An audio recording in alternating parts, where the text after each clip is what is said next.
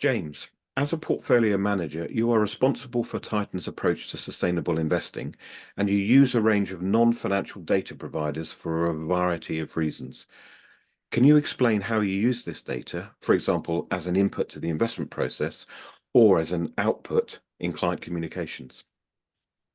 So inputs and outputs, I think that's a perfect framework within which to explain how we use non-financial or ESG, environmental social governance data. So first, inputs, the foundation of our sustainability labeled investment proposition. The thing that differentiates it from the core of our proposition is our sustainable investment policy.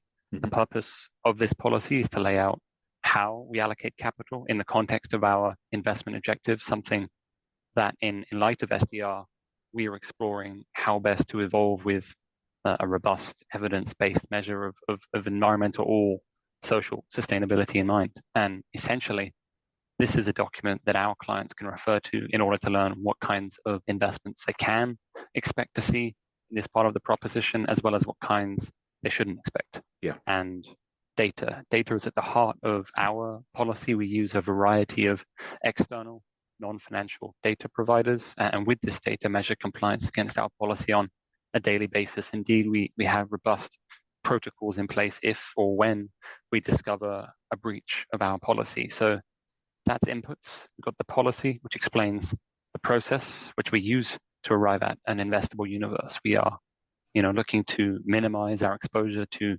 non-financial risks on the one hand, and optimize for exposure to investment opportunities from both a financial and a sustainability perspective on the other.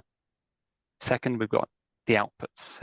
Is all well and good having a solid set of inputs to the investment process, but to maximize the value of this work, it is important to effectively communicate the outcomes of this capital allocation to our clients. And to do so, we have designed a suite of materials which we distribute on a monthly, quarterly, and ad hoc basis. On a monthly basis, we illustrate compliance with our sustainable investment policy and include within this document a short roundup of the month's developments as it relates to sustainable investing.